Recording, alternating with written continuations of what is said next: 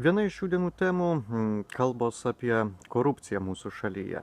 Visgi, kaip pačio manimu, kaip politiko manimu, ar Lietuva yra pakanti korupciniam valdininkų požiūriui ar ne? Na, jeigu žiūrėti tuos tyrimus, tai tarp 30-35 vietos taip vis sukasi Lietuva pasaulyje, tarp visų valstybių, tai yra pakankamai aukšta vieta. Bet jeigu žiūrėti pačioj Lietuvoje, tai aš manyčiau, kad tas nepakantumo korupcijai indeksas yra pakankamai aukštas vienoj srity ir toks žemesnis negu turėtų būti kitoj srity. Ką turiu omeny? Na, žinom dabar tą auksinių šaukštelių istoriją, čia jau tiek apie ją prikalbėta. Tai požiūris į valdiškų institucijų darbą ir joje galima korupciją ir tą nepakantumą tai korupcijai yra labai aukštas. Jeigu mes dėl 4000 eurų, nežiūrint visų istorijų, tiesiog kalbant apie pinigus, verčiam iš koto ministrą, tai visuomenė yra labai reikli ir labai nepakanti, nes Europoje yra istorijų buvę korupcinių daug stambesnėm sumom, milijardiniam, ten malūnsparnių pirkimai ir kiti tas istorijos, kas domisi, tai žino. Ir ten daug ilgiau tęsiasi tie visi dalykai ir tas pakantumas buvo kitoks.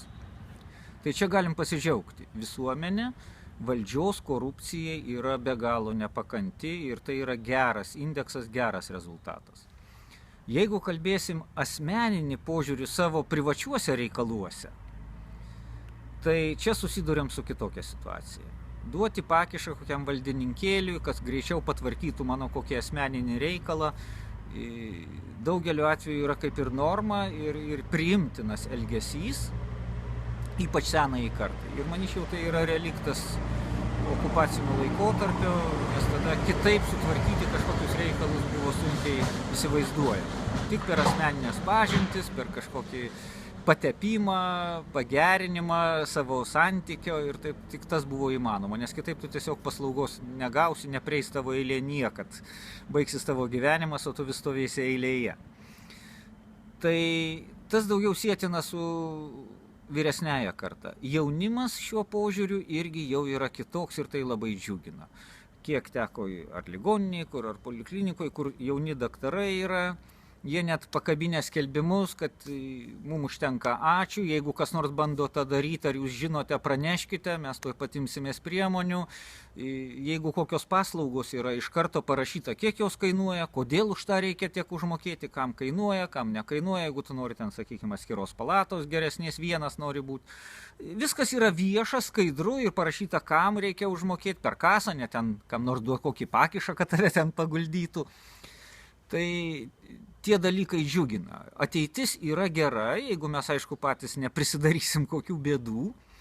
Ir jeigu susijungtų tie du požiūriai, nepakantumas korupcijai valdiškom įstaigom, visuomenės nepakantumas ir tas jaunosios kartos nepakantumas iš principo bet kokio lygio korupcijai. Ir jisai nugalėtų tą senosios kartos, sakykime, įprotį, na, tai perspektyva yra graži ir tai džiugina ir turim tą linkme toliau judėti.